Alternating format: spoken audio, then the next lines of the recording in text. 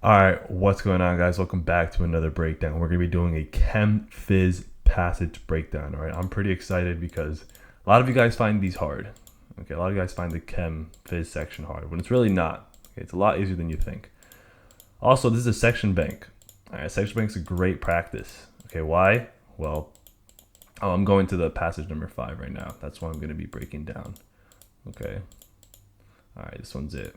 All right, the section bank is an amazing practice resource. Okay, on your actual MCAT, this is what you're going to encounter.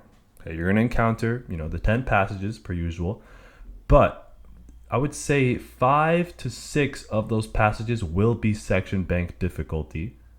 All right, 1 or 2 would be like your question pack difficulty. Okay, very easy, and the rest will be like your regular FL difficulty. Okay, section bank is known to be harder. 100% is known to be harder. So this is great practice for you guys. Okay, I'm going to show you guys how to read the passage, where to highlight.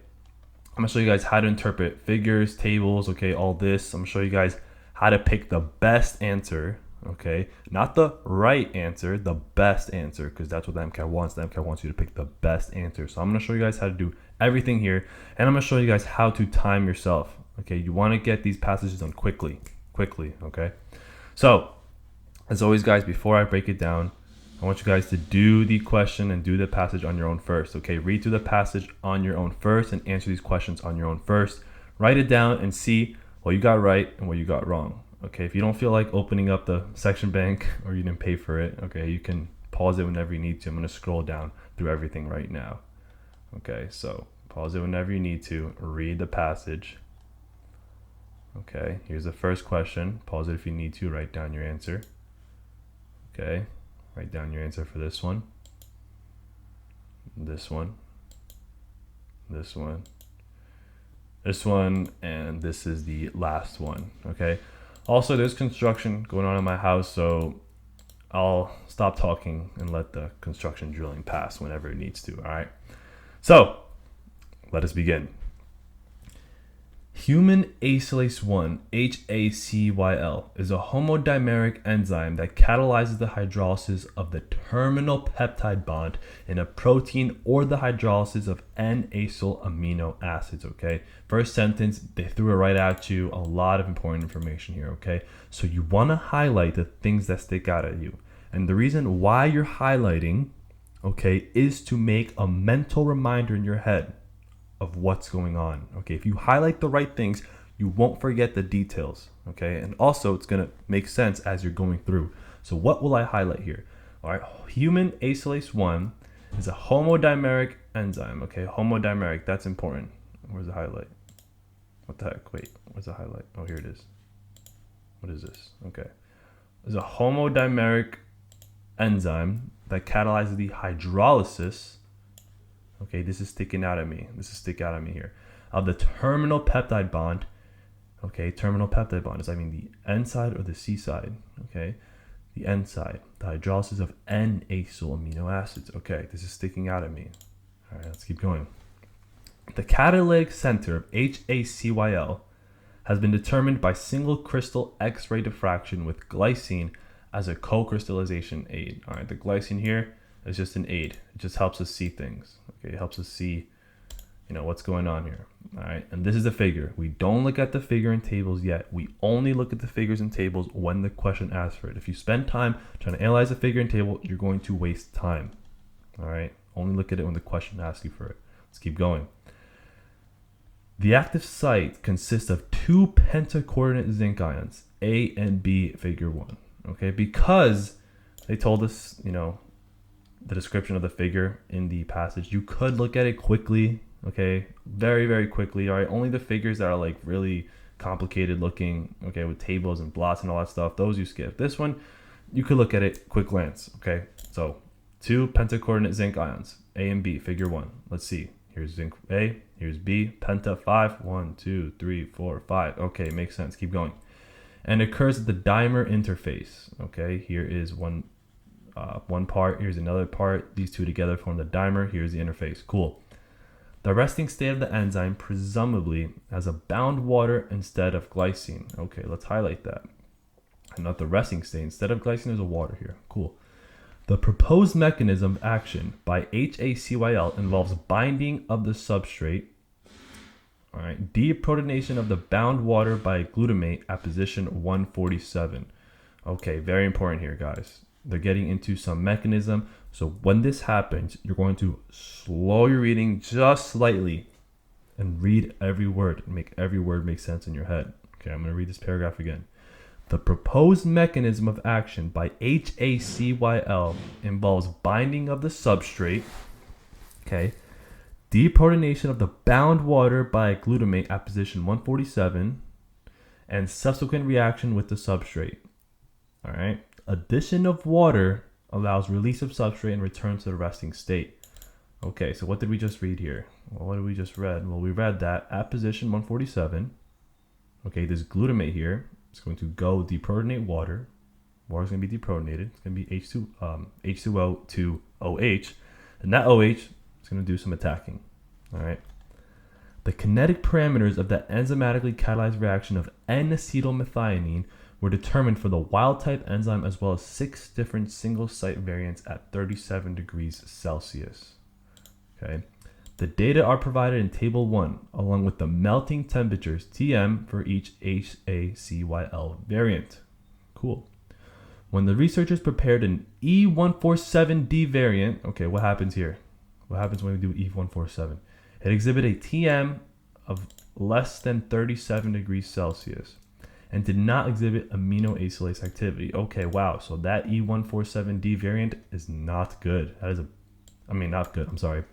That E147D variant, all right, was very necessary to the protein, okay, because when we mutated the E at 147 to a D, okay, we lost a lot. We lost the activity, and we look at that Tm, it decreased a lot. So this is telling me this is very important, this variant, okay? That E at 147 is very important to that protein, all right? So let's keep going.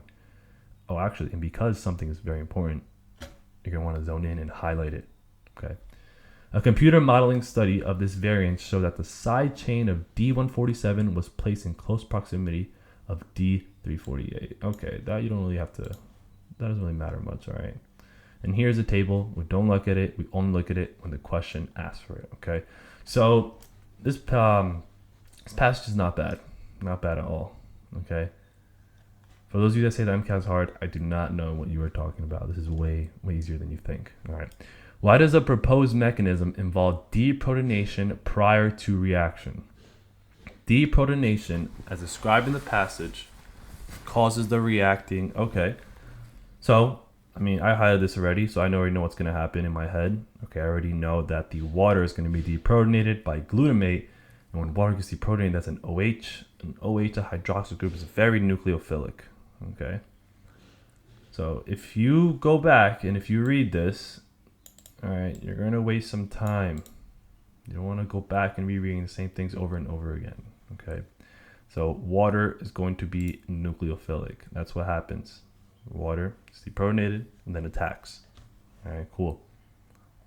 Let's see if this is right here. Okay, bam. There's explanation if you need it. Let's keep going. Why did the researchers choose A as a replacement residue for each of the single site variants used in the study? The use of A. Okay, what is A here? What is A? A is the alanine. All right, here's the wild type. Replace with A, replace with A, replace with alanine, replace with alanine, replace with alanine. Why alanine? Well, what's so special about alanine? That's what they're asking us, okay? Reduces the net charge on the bimetallic center. Alanine, okay, look, at the bimetallic center, we have a lot of things going on, okay? It doesn't reduce the net charge. Okay, it might reduce the net charge of like one residue only, but what about the other residues? Maybe the other residues are positive. Maybe the other residues are negative. Maybe we have more positive than negatives. I don't know the net charge. I only know at one residue. Therefore, A is wrong. Okay. Increases strength of substrate binding to the active site. No. How would an alanine do that? Okay. Think about how things bind to the active site. how would an alanine help that? It wouldn't. Okay, maybe if it was charged, if it was a different amino acid that was maybe charged, and maybe that can be, you know, positive and negative on the active and the substrate. Maybe that can kind of help some interaction there, but alanine, no, it's not going to help. Increases the conformational rigidity of the active site and the enzyme. Okay, does it do that? Does alanine do that? Increases the conformational rigidity of the active site and enzyme. All right, let's see. If we have alanine here, we have a lower Kcat, higher Km, and lower Tm.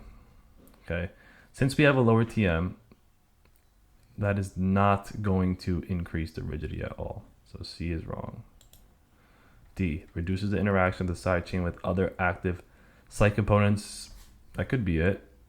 Okay, if we're removing these positive, negative charges here, these positive, negative charges, they can go ahead and bind to other things. Okay, there's a very active here. All right, so if we reduce it with an alanine, that makes sense. Okay, so D, positive elimination, guys, is correct. Let me know if you have any questions in the comments section below. I'm more than happy to answer them. All right, let's keep going. All right, this is explanation if you guys would like as well.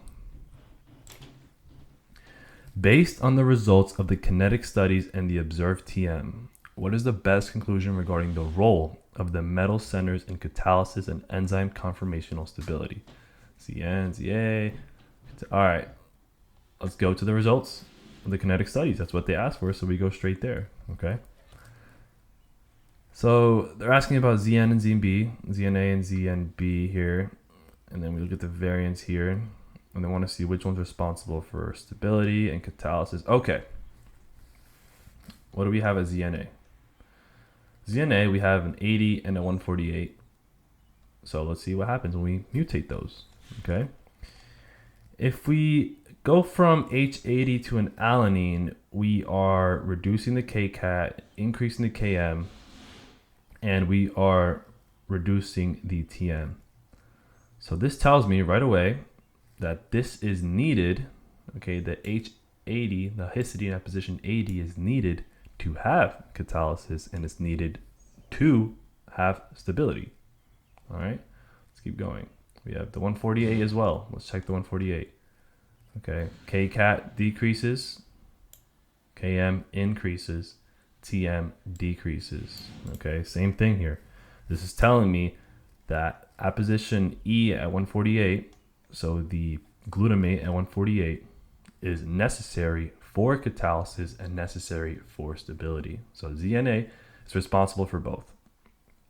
Okay, let's look at ZNB, 175, 373, 175.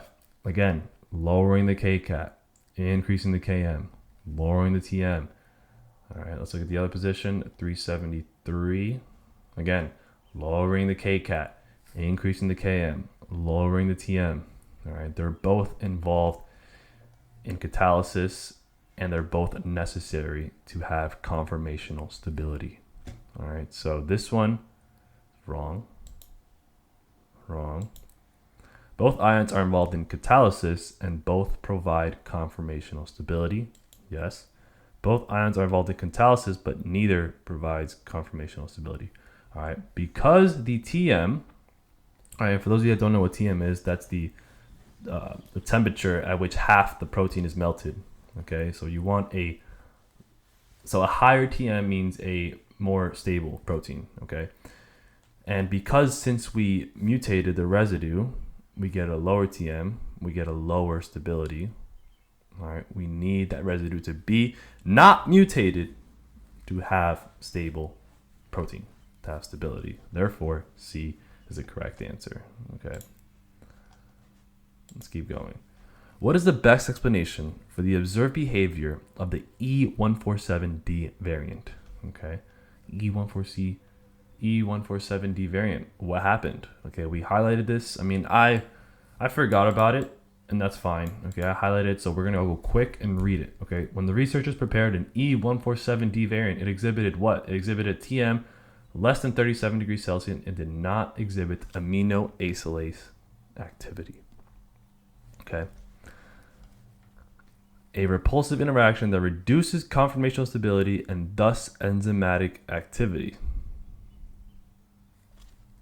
Okay, it reduces conformational stability and thus enzymatic activity. Could be. Yeah, it makes sense. A change in net charge. No, we go from a glutamate to an aspartate. They both have the same charge at physiological pH, so this is wrong. Increased steric hindrance. I mean, no, because a glutamate is bigger than an aspartate. So it's what I mean. Steric hindrance has nothing to do with this, but also you're going to a lower steric hindrance. So this is wrong. Increased capacity of the site to act as a general base, which eliminates the proposed reaction mechanism. Again, these are very similar amino acids. They have very similar properties. Okay, so this is going to be wrong. Okay, the point is that this reduces the conformational stability. All right, let's keep going. I'm very confident in my answer choices. All right, process elimination, just like that. Assuming binding is fast relative to subsequent catalytic steps, what relative effect does substituting the various active site residues have on catalysis versus substrate binding? The various substitutions affect what? Okay. Guys, this is very easy. I don't know where you guys think the MCAT is hard. Okay, this is literally just simple looking at what has evidence, looking at the evidence, picking an answer, process elimination. Okay, it's that simple. I don't have to feel amazing and be doing backflips, you know, because I think an answer is so right. I don't have to have that feeling. All I need is for it to be right and the others to be eliminated. That's it. Okay. So if we look over here, substrate binding. Okay. If we look at substrate binding, this has to do with the Km. Catalytic turnover has to do with the Kcat. Simple. So they want to see which one is more affected. All right. We're going from a 39 wild type to 10 to the negative 3. Okay. That is a huge difference. That is a huge, huge difference. All right. In Km, we're going from a 0.43 to 2.57, 2.8. All right. This one, we're going by a whole factor of 10 to the negative 3. This we're going by like 1 to 2, maybe even less. Going from 0.43 to 0.57, not much difference here. 1, 2, 3. So obviously, guys, the substrate binding is affected less than the Kcat. So the Kcat is affected more. So what says that here? Substrate binding more than catalytic turnover? No. Catalytic turnover more than substrate binding? Yes. Yes, I'm very confident in my answer. Let's keep going. It's that simple, guys. I don't know where you guys see that the MCAT is hard. This is a section bank. This is supposed to be hard. Come on. The reacting substrate carbon atom in the mechanism described in the passage undergoes which of the following hybridization state changes during the reaction? Note, the middle hybridization state refers to an intermediate. All right, you guys should know. This is pretty simple, all right? In order to do this, you just look at what it's bound to. Okay, how many different groups is it bound to? And you look at the lone pairs of electrons. Okay, so what happened in this mechanism? Water was deprotonated and then water attacked. Okay, we're looking at what water attacks. Okay, the substrate, that carbon atom. All right, so we know that water is going to attack something. So this is the whiteboard. Okay, this is what I'll be writing on my paper. Okay, so we know water here got deprotonated and then it became an OH minus. Okay, it's a very strong nucleophile. So it's going to go and attack what? What are we attacking here? What's a substrate? N-acetylmethionine. Okay. N-acetylmethionine. Well, the N means an amino group. Acyl. Okay, so I'm thinking this. I'm thinking like an N here, and then some type of acyl group-ish. All right, we have some type of amide bond here. Don't know what else we got. N-acetylmethionine. I'm sure there's a methionine somewhere here, but I see an electrophilic carbon here. So this OH is going to go ahead and attack this. All right, initially, this is an sp3. Not sp2, I'm sorry. This is an sp2. Okay, before we attack it, it's sp2. Now that we attacked it, it's going to come up here. we're going to get the tetrahedral intermediate, and the tetrahedral intermediate is going to look like that. It's going to be 1 here, negative, yeah, the R group here, whatever, and you have the OH that just attacked, let's say. So this is going to be an sp3. So we're going from sp2 to sp3, and then eventually it's going to reform and kick out whatever, and this is going to be an sp2. So we're going from 2 to 3 to 2, sp2 to sp3 to sp2. Actually, no, sp3. Oh, I'm sorry, I'm getting my words confused. Okay, we're going from sp2 to sp3 to sp2, right? sp2, sp3, sp2. Okay, let's see if this is right. I'm very confident in my answer choices, and that is right. And that's how you do it, guys.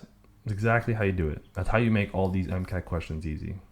All right, I'm gonna be doing passage number 6 next in the next video. So hope you guys liked it. Hope you guys enjoyed. If you're interested in working one-on-one with me inside MCAT University, okay, MCAT University is a fully loaded program. I will make sure you hit your target score. I will also make sure that you hit your target score in half the time, okay, in literally half the time. It's proven results. All you have to do is just follow the proven path in MCAT University. That's it. And you're going to hit your target score. Okay, I've gotten many pre-meds to hit their target score. You are no different than me, and I'm no different than somebody at Harvard with a 4.0, and that person is no different than somebody at like a low tier college with like a 3.0. Okay, everybody can get the same MCAT score. Promise you that. So if you're interested in that, go ahead, go to the comment section. There's a link. Click on the link, fill out the application. Okay, once you're done, you schedule an interview with me. If it seems like you're a good fit, then I will ask you to join MCAT University, and you will hit your target score. So if you're interested in that, click on the link, and I'll see you guys in the next video.